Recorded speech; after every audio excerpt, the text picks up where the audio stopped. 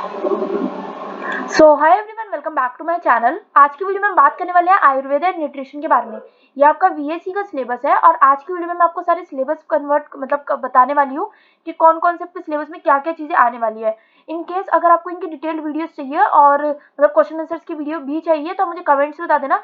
Most of the videos बनी हुई है मेरे पास, तो मुझे सिर्फ डालनी होंगी और अगर डली हुई होगी तो लिंक प्रोवाइड करना होगा।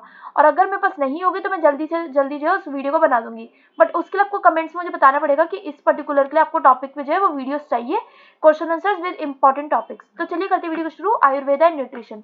फर्स्ट आपका आ जाते हैं हम यूनिट 1 पे। यूनिट 1 आपकी है इंट्रोडक्शन टू आयुर्वेदिक न्यूट्रिशन। इसमें आपका मेनली क्या क्या चीजें हैं कि आयुर्वेदा और इंडिया फूड कल्चर कैसा है, कि इंडिया के फूड कल्चर के हमको पता होगा कि इंडिया के फूड कल्चर में क्या रहता है मेनली, कि हम ज्यादातर क्या खाते हैं, जो प्लांट बेस्ड फूड होता है वो हम ज्यादा कंज्यूम करते हैं। दूसरा है nutrition and lifestyle transition over the years. मतलब कि पहले क्या होता था, पहले के टाइम पे न्यूट्रिशन माना जाता था दाल खा लो, छोले खा लो, ये सारी चीजें न्यूट्रिशन बेस पे मानी जाती थी। बट आजकल के टाइम में बिकॉज न्यूट्रिशन की इतनी ज्यादा नीड हो गई है कि लोगों को दवाइयाँ भी लेनी पड़ती है, मल्टीवाइटामिन लेनी पड़ती है, वाइटामिन या फिर आयरन वगैरह की लेनी पड़ती है गोलियां लड़कियों को खास तौर पे। और तीसरा बार आ जाता है regional food tradition. Regional food tradition होता है जैसे कि गुजरात या राजस्थान वगैरह की जगह हो गई जहाँ पे बहुत ज्यादा गर्मी पड़ती है, तो वहाँ लोग लाल मिर्च वगैरह ज्यादा खाते हैं कि ताकि वो मिर्च गर्मी को मार सके।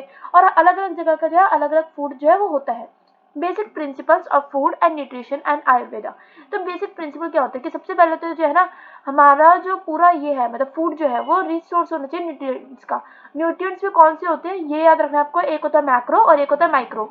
मैक्रो न्यूट्रिएंट्स वो होते हैं जैसे कि हमारा हो गया फैट्स, कार्बोहाइड्रेट्स, प्रोटीन। माइक्रो होते हैं हमारा वाइटामिन एंड मिनरल्स।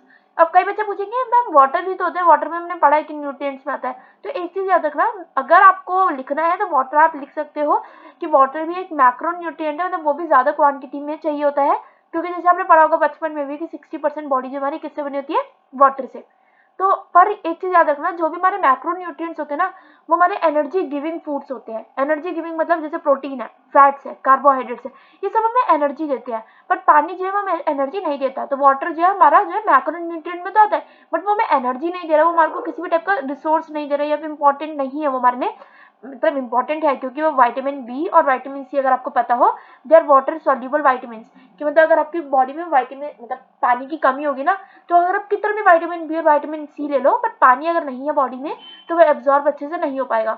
और दूसरा वाटर सॉल्युबल विटामिन का एक चीज और इशू होता है कि आपको वो रेगुलरली लेना पड़ता है, क्योंकि पानी जैसे जैसे आप पीते हो जो है वो शरीर में जो है वो जल्दी कह सकते कंज्यूम हो जाते हैं, जिसकी वजह से आपको बार बार लेना पड़ता है। दूसरा आपका होता है कि कॉन्सेप्ट ऑफ दोषास एंड असेसमेंट। तो इसके ऊपर मैं वीडियो बना चुकी हूँ पहले से ही, तो अगर आपको उसका लिंक चाहिए तो मुझे कमेंट्स में बता देना कि आयुर्वेदा न्यूट्रिशन की जो है मुझे वीडियोस का लिंक दे दो, तो मैं आपको उसमें सारी लिंक्स वगैरह दे दूंगी।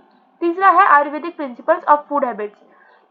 मतलब कि आयुर्वेदिक प्रिंसिपल्स की कैसे कैसे जो आपको फूड की प्लानिंग करनी चाहिए, कौन कौन सी चीज़ें लेनी चाहिए, कौन सी चीज़ें ऐसी जो कि आपके लिए अच्छी नहीं है। जैसे कई लोग कहते हैं कि चाउमीन अच्छी होती है, कई लोग कहते हैं नहीं अच्छी होती है, या मोमोज वगैरह के लिए ऊपर बात होती है। तो बहुत सारे ऐसी चीज़ें होती है जो कि आयुर्वेदिक प्रिंसिपल्स जो है उसको फॉलो करती है, और कुछ ऐसे होते हैं जो कि नहीं करते हैं। मैंने आपको ये आंसर जो मोमोज वाला आंसर है वो मैंने आपको आयुर्वेदिक एंड न्यूट्रिशन में दे रखा है, जो आयुर्वेदा न्यूट्रिशन की वीडियो बनाई है मैंने।